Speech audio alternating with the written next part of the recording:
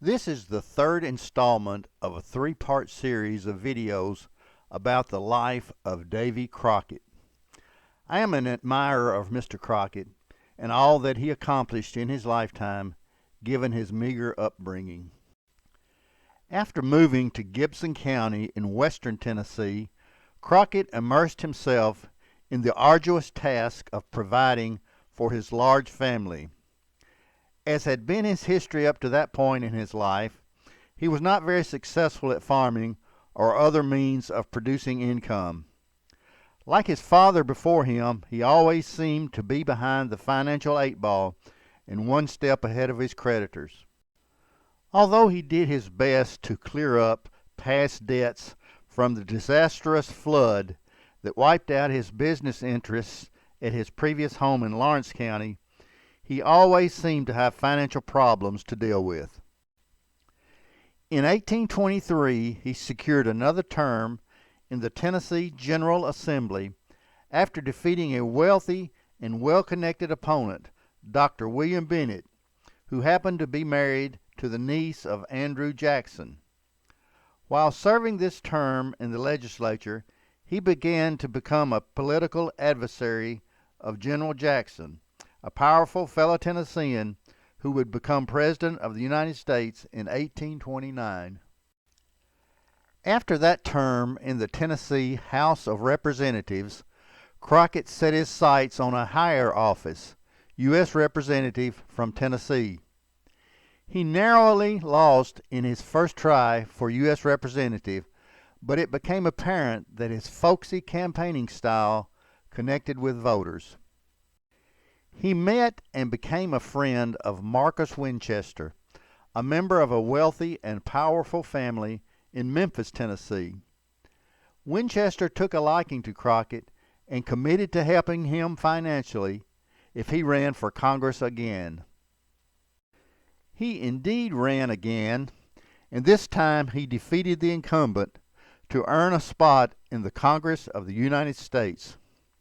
He was a bit of an anomaly in Congress in that he wasn't from a prominent family, but was uneducated and pretty much unsuccessful financially. However, he quickly earned respect as well as admiration from many of his colleagues. In his first term, he became a voice of the concept of manifest destiny, which was a belief that the United States should and would eventually become a country that stretched from the Atlantic to the Pacific Ocean. He won re-election to a second term in 1829, and his feud between he and Jackson continued never to end the remainder of his life. Jackson was a proponent of the Indian Removal Act, which had the goal of removing tribes of Indians from their native lands and relocated to the Indian Territory in modern-day Oklahoma. Crockett opposed the Indian Removal Act, but it eventually became law. This was one of the darker moments in United States history, as several tribes were forced to endure the Trail of Tears, as it would become to be known. These tribes were forced to undertake the arduous journey from the southern United States to the Indian Territory, and it took place between 1830 and 1850. At least 3,000 died as a result of this forced relocation. Crockett became a hero to a majority of the tribe members, as he was the only member of the Tennessee delegation to vote against the Indian Removal Act. By this time, he had totally abandoned the ranks of Jackson's supporters. That political reality would be a thorn in his side for the balance of his career in politics. In 1831, he lost his bid for a third term in Congress, due mainly to the political clout of Andrew Jackson. Soon after that election loss, he also became estranged from his wife Elizabeth.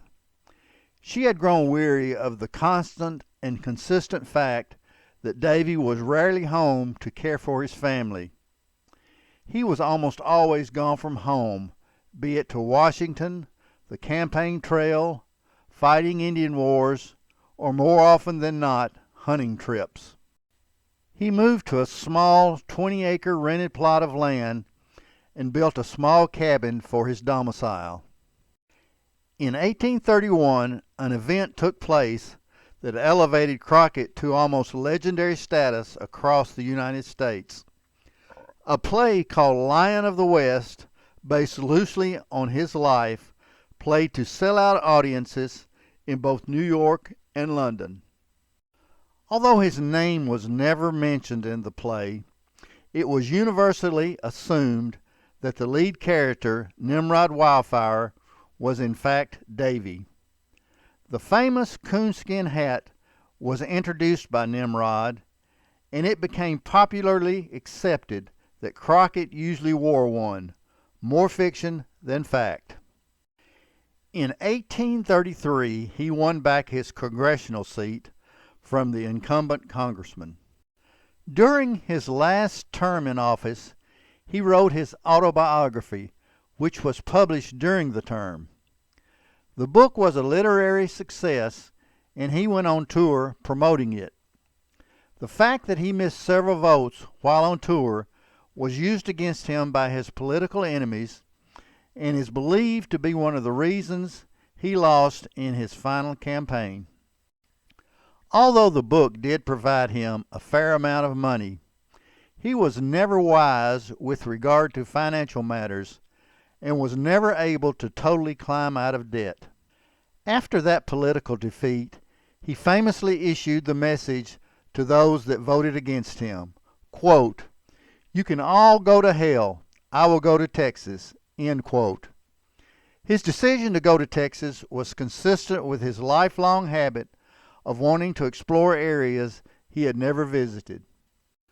The decision to go to Texas was due in no small part to his friendship with Sam Houston and Houston's declaration that Texas offered untold bounties, including land to those who would go help settle it. This was music to Crockett's ears, who was always looking for the next mountain to climb. Most historians would agree that he didn't go to Texas with the intention of being a martyr or hero at the Alamo. But as was generally the case with Crockett's life, he had a hard time avoiding the spotlight. He eventually was drawn into the siege and battle at the Alamo and died with all the other 200 defenders at the hand of General Antonio Lopez Santa Anna and his 5,000-strong Mexican army. Michael Wallace, the author of a best-selling book about David Crockett, had this to say in the last paragraph of the book, quote, "In the end, Crockett was a uniquely American character and a formidable hero in his own right. He should not be judged by his death, but rather by his life, including the good and the bad and the shades of gray. Consider him as a legend and a hero, but always bear in mind that he was a man willing to take a risk. That was what he symbolized, and that is how he should be remembered." End quote. I have another video regarding Mr. Crockett's death at the Alamo. The circumstances of the death are the subject of great debate. That video is entitled, "How Davy Crockett Really Died."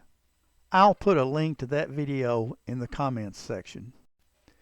If you enjoyed this video, give a thumbs up, make a comment, or most importantly, subscribe to the channel. As always, thanks for watching.